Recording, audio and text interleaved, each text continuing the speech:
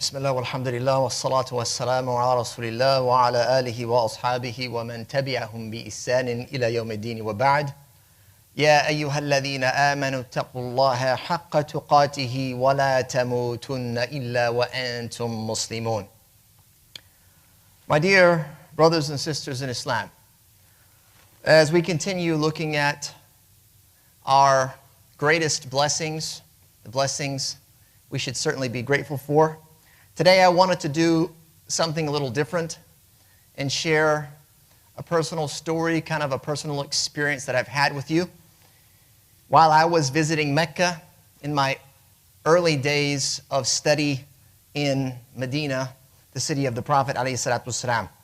But before I do that, kind of to frame the point of the story, I want to remind you of one of our greatest, perhaps we could say the greatest, worldly blessing that we often take for granted. Sometimes it's not even on the radar to pay attention to. If you remember, for the last 2 weeks, I highlighted our greatest faith-based blessing, that being our ability to gain awareness of Allah and, as some have said, rightfully so, being guided to Iman. This was mentioned by one of the great Imams, Ibn Hamdan, in his foundational work, Nihayat al-Mubtadi'een. After highlighting the greatest faith-based blessing of our ability to gain awareness of Allah, he went on and he said that the first of our worldly blessings is to live a life free from harm. To live a life free of harm. The great Imam Al-Qadi Abu Ya'la said it's also to obtain pleasures and delights which will not result in harm. These blessings encompass all living beings. The first, obviously, faith-based blessing is exclusive to the believers. The people who believe in Allah enjoy the blessings that they have in terms of their ability to gain awareness of Allah. The denier of faith is, of course, marhum. He's unable to engage the world around them or engage with the book of Allah subhanahu wa ta'ala. However, both the believer and the denier, they enjoy the world's delights. And he says, these are celebrated by those of moral capacity through gratitude. To celebrate and to acknowledge, to show gratitude is a way that is the way we have to traverse as people of faith when it comes to these worldly blessings that we enjoy. So essentially what they're saying is that living a life free of harm with the ability to have an enjoyable and dignified experience is our greatest worldly blessing. And the only way to sustain that and celebrate it is to be grateful for it. Right? Because life's not just about getting through it. It's not just about making it, but it's about doing it in a dignified and honorable and even enjoyable way. We're not meant to suffer through life. Though suffering is a part of life, it doesn't have to be all that life has to offer us. And a part of that, living a life free of harm, is a blessing that directly contributes to that experience, and that is safety and security. Being safe from harm, being secure from harm. And though, as we all might agree, there's a relative level of global stability, there are still many people around the world, including right here in this country, who live in uncertainty, insecurity, and continuous fear.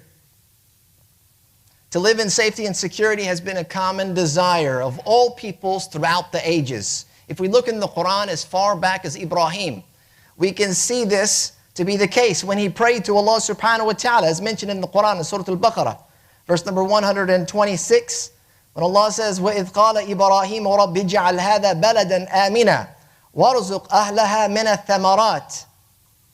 He says in the opening of the verse, and remember when Ibrahim said, my Lord, make this city talking about Mecca, of course, a place of security. Make it a place of security, a stable and secure location. And then he went on and said, and provide its people with fruits. To provide its people with fruits. In this verse, not only do we see the desire of Ibrahim for security, but security and stability comes before provision and wealth. If your society is not safe and stable and secure, then your provision and your wealth is in jeopardy. You can go out and get it, you can go out and earn it, you can go out and make it, but without safety and security, it's very likely that it will be wrongfully taken or lost. We're talking about all forms of wealth and provision, which means your life, your offspring, places in which you live, your homes, not just your cash and your coin. Safety and security come first. And for that reason, Ibrahim alayhi salam prayed for such a thing in that unsettled valley. Not only does this verse address living a life free of harm by touching on the topic of safety, physical safety and security, but connects another very crucial element. And that's what I want to highlight today. And that's food security. Food security. As he says, make it a place that is safe and then provide us with its fruits. Ibrahim alayhi salam, he says, اجعل هذا بلدا آمنا وارزق أهلها من الثمرات. Make the city of Mecca a place of security and provide its people with fruits. Imam al-Baghawi, one of the great scholars of tafsir, he reminds us that Ibrahim prayed for food because they were in a barren valley. A barren valley. In Mecca, there was nothing. The environment of Mecca could not sustain the necessary food market to support the people that would end up migrating there because Ibrahim went there and settled it, essentially by leaving his wife and his son behind to settle that land. A barren valley, no food. People would end up there. So he asks Allah subhanahu wa ta'ala to provide them with the fruits that they needed to sustain themselves. And when he made this prayer, Ibrahim alayhi salam, it said, and this is mentioned by Imam al-Baghawi in his tafsir, he said that Allah commanded Jibreel to fulfill that request or that prayer, to supply the people of Mecca with provisions in a profound, we should say, a divine manner. To the point that Jibreel plucked the city known as Ta'if from Jordan, from the gardens of Jordan in the Mediterranean. That city known as Ta'if today, that is still right there. Jibreel alayhi salam, it said, plucked that garden from the Mediterranean and then went to the Kaaba with it and made tawaf 7 times. And then after that, concluding the tawaf, he planted it in its current location where it remains today. The city of Ta'if is well known if you visited the kingdom. Imam al-Baghawi says that until this very day, Ta'if, of course that was some time ago, continues to provide Mecca with much of its produce. It's one of the few farming communities in that particular region. And that's where much of the food source was retrieved during the early days. Now, of course, the population has grown to a point where that society requires a great deal of import of food to sustain the numbers. And this, of course, brings me to my next point. Just because food is present, at that time it wasn't present, and then Allah subhanahu wa ta'ala bestowed the favor of this bounty upon them, and it was present. Just because it's present doesn't mean that it's always accessible. It's there. Sometimes you just can't get it. You don't have access to it. And this should remind you of the story of our Prophet ﷺ and his companions when they had to endure a boycott. The boycott that began in the 7th year of the mission. The Prophet ﷺ went over 40 leaders of the Quraysh. They signed a pledge that they would not marry their women to, buy or sell from, or socialize with the Muslim community in any way until they surrendered the Prophet ﷺ so that they could kill him. That was the boycott. And during that boycott, the clans, what they would do is prevent food from reaching them. And they ended up having to retreat to the land of Abu Talib. All of the Muslim community, there was about 200 of them at the time, they were now sequestered away in a secure location, because at the time their security was in jeopardy, and now they were being protected by Abu Talib. Not only the physical aspect of it was there, but then this food insecurity was introduced, and so the Muslims began to starve. The Quraysh, the idolaters, whenever a caravan would come into town that was carrying food, they would rush out to meet them and buy out the caravan and hold those stores to prevent the Muslims from eating. And the Prophet ﷺ and his companions would often wake up in the middle of the night due to hunger. They would end up finding each other outside, and they're looking for something. What has brought you out of your bed this evening? Hunger has brought me out of my bed. To the point that one of the companions, he said, it got so bad, they were suffering from hunger, that one night he went out, ended up stepping on something moist. He said, I picked it up, I put it in my mouth, and I swallowed it. And until this very day, I have no idea what it was. That's how hungry they were. And that went on for 3 years. Not a day fasting in Ramadan, not a couple of days or a week, but 3 years they endured such food insecurity. And under such circumstances, I want you to think about this for a minute. This is a basic necessity that many of us, we don't even question. It's there. The cupboard is full. It's overflowing sometimes. We have more than we need. And if we run out, or if we desire a different flavor, we know with certainty we just go down the road a block or two or three, and we'll find an open market. And we'll find the foods that we desire and covet.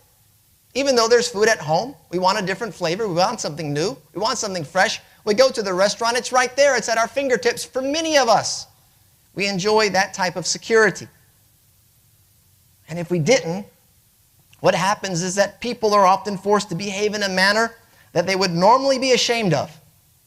When you are unable to access basic necessities, you end up doing things that you would normally not do, like picking something moist off the ground. You have no idea what it is, putting it in your mouth and swallowing it out of desperation. In such conditions, we cannot expect much more than that from ourselves, let alone others who are not supported by the teachings of morality that we find in our faith. They might do something much worse than subject themselves to something unknown. They might harm another in order to get the basic necessities that they need. Think about that story. Think about that scenario the next time you're standing there at the trash can. You're ready to unload. Sometimes we unload an entire uneaten meal right there into the dump. Ask yourselves, while you're scraping that off, is this gratitude? The Prophet ﷺ once said, after being relieved of similar dire circumstances while in Medina. Imagine that. In Mecca, we can understand. It was very difficult for them in Mecca. They were outnumbered. It was not their place. They moved to Medina. Did everything all of a sudden change for them? No. They also lived through difficult times. Hard times, even where food was scarce. While in Medina, a farming community, they often had very little. And the Prophet ﷺ, after having been relieved, after having been fed by one of his community members along with several of his companions, he says, وَالَّذِي نَفْسِي بِيَدِهِ لَتُسْأَلُنَّ عَنْ هَذَا النَّعِيمِ يَوْمَ الْقِيَامَةِ أَخْرَجَكُم مِّن بُيُوتِكُمُ الْجُوعِ ثُمَّ لَمْ تَرْجِعُوا حَتَّى أَصَابَكُمْ هَذَا النَّعِيمِ. He says, by the one whose hand is my life, if you will. Swearing by Allah, you will certainly be questioned about this bounty on the Day of Judgment. You will be questioned about this bounty. He's telling his companions, the bounty they received was a plate of food they got from their neighbor. You'll be questioned about this bounty on the Day of Judgment. One plate, not a day's worth of meals, a week's worth of meals, a month's worth of meals, that which you ate and that which you tossed, hunger brought you out of your house, then you did not return until the bounty came to you. أقول قولي هذا وأستغفر الله لي ولكم ولسائر المسلمين من كل ذنب فاستغفروه إنه هو الغفور الرحيم.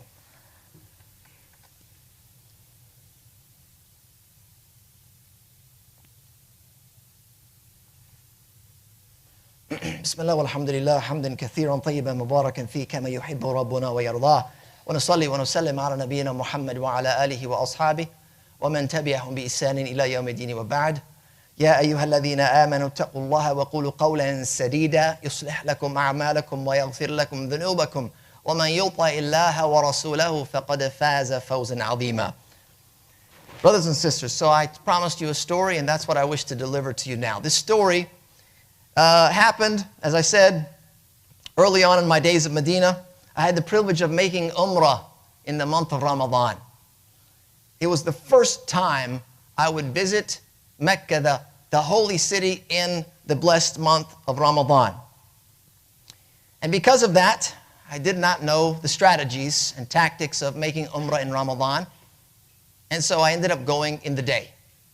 Many people wait until night because it's a little bit taxing and arduous. And then you're fasting, etc., etc. And so I went during the day, and after completing the rites and rituals of Umrah, preparing for Maghrib, which would be Iftar,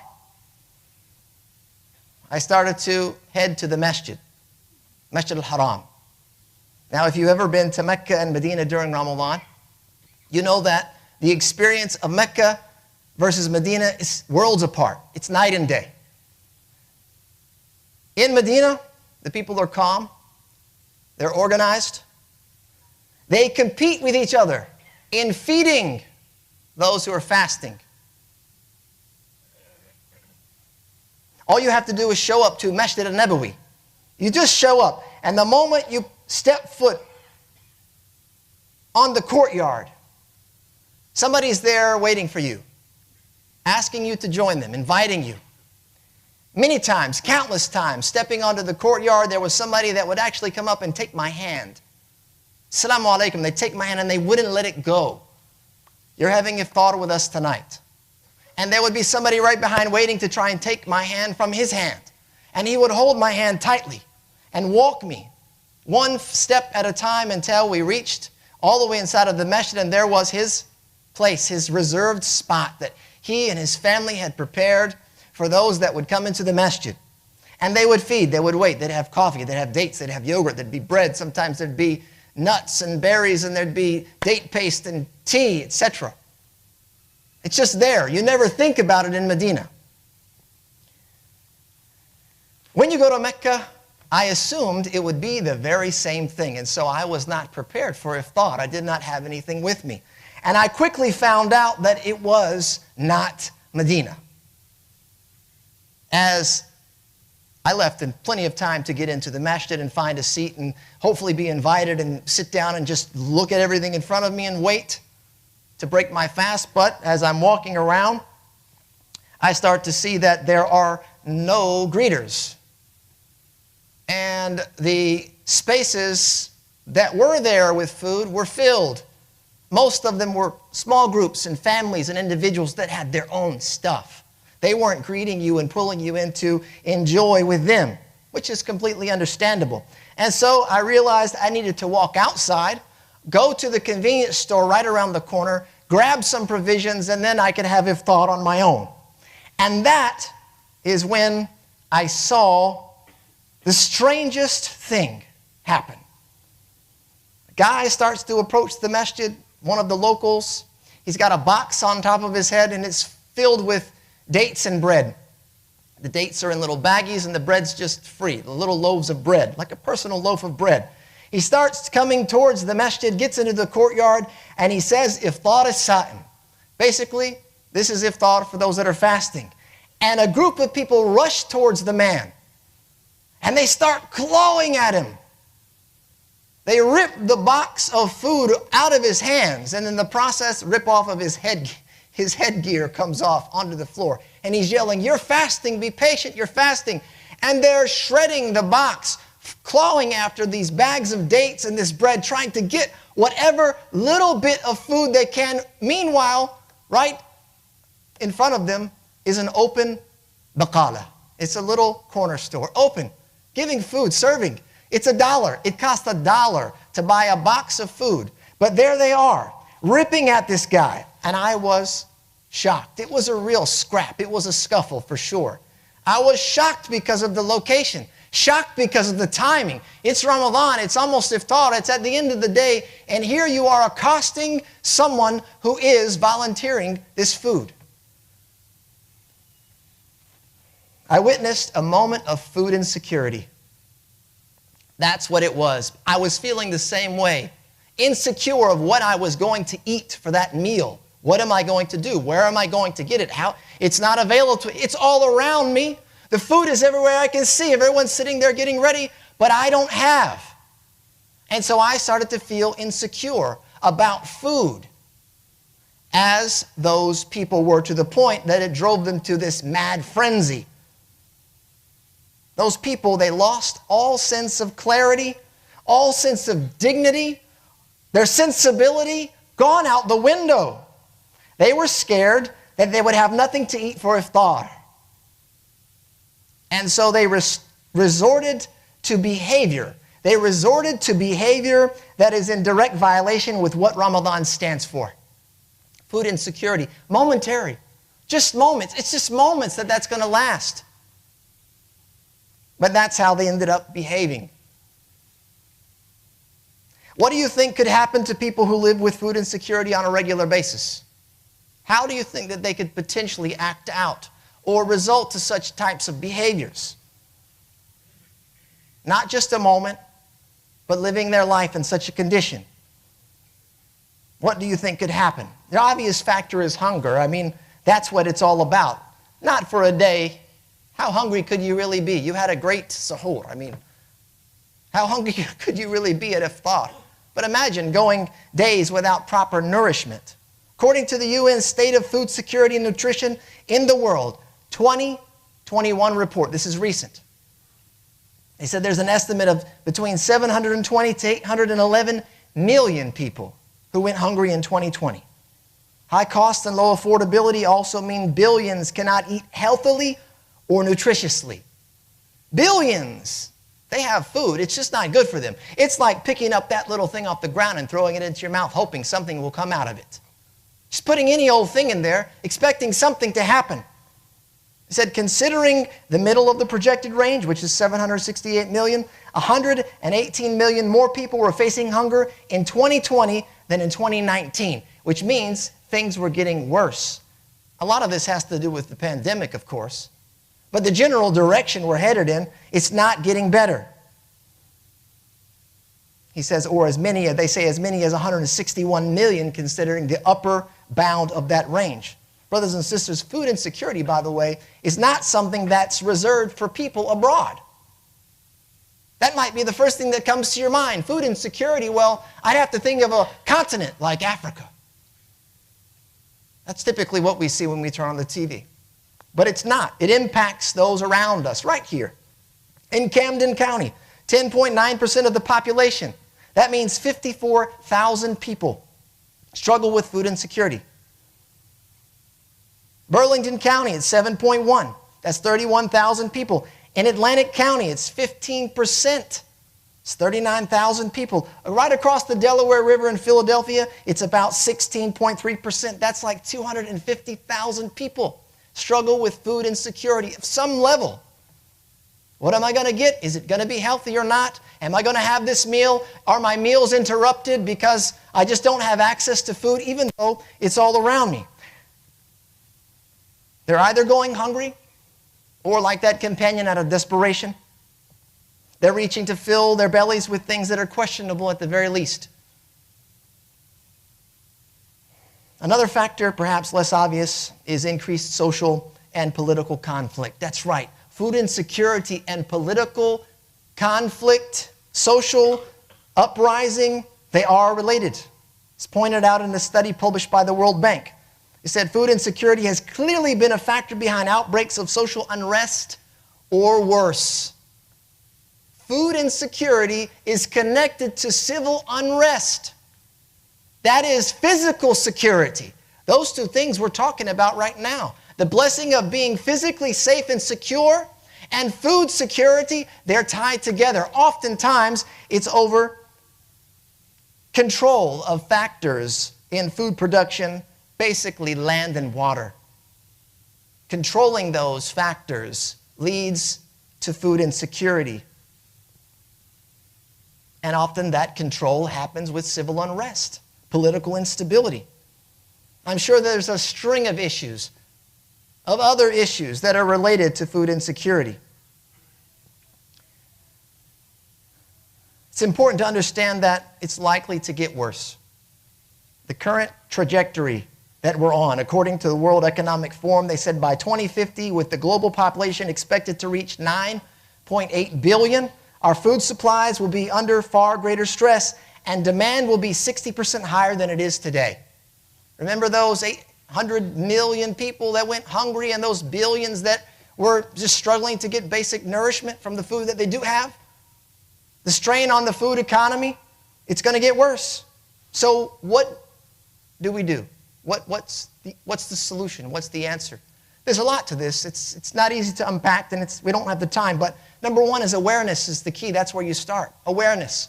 You need to be aware of this type of problem. Some of you may experience this or have experienced this in your life at some point, what food insecurity really, really looks like.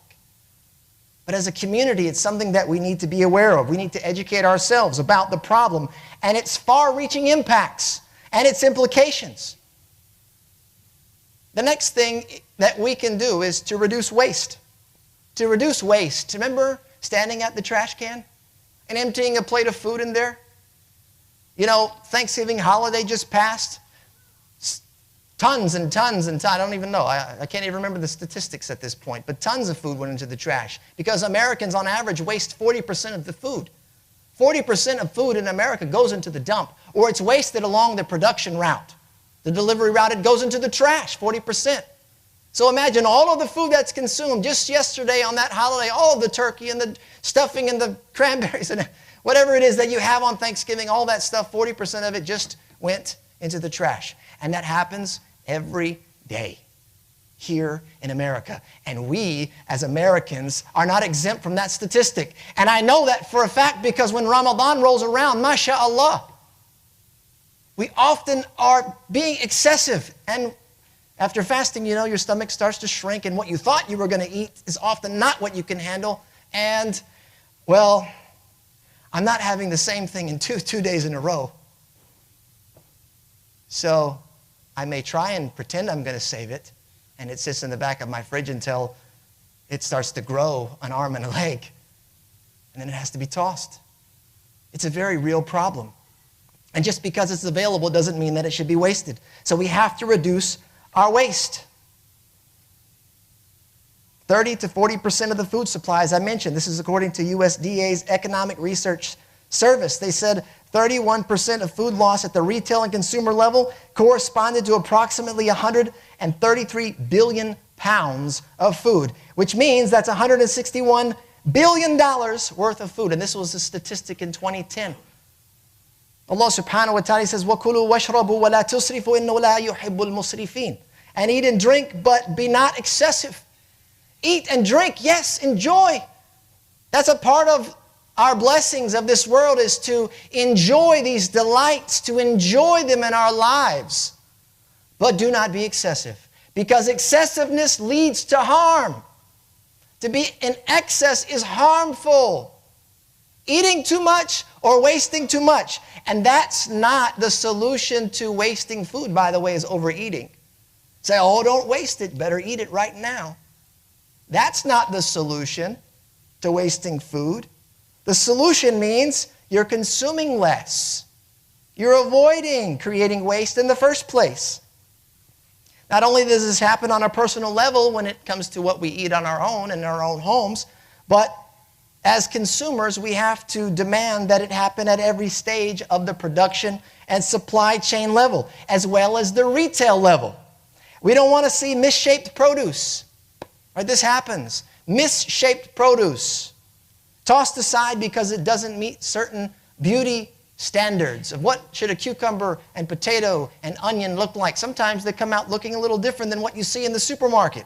They come out looking different. You know what happens to most of that? It's trashed because it doesn't meet the way we want it to look. So we don't want to buy it, and they trash it. We don't want to see that. Same thing goes for restaurants, trashing perfectly edible foods. Grocery stores and restaurants, they'll trash it at the end of the day because they don't want to give it away. If no one's going to buy it, no one's going to get it. We're not just going to give this stuff away. There's only a select few participating restaurants and supermarkets that will actually donate that waste to them. We need to be willing to explore new ways to produce food and decrease consumption of the foods. This is a killer right here, honestly. And this might sting. But to decrease consumption of the foods that tax our environment the greatest and tie up much of our agricultural resources, such as beef. We all like that, burgers, etc., steaks. But that is one of the most taxing food items on our environment and food markets. We need to be willing to try more sustainable diets and food alternatives. What can we eat besides beef all the time?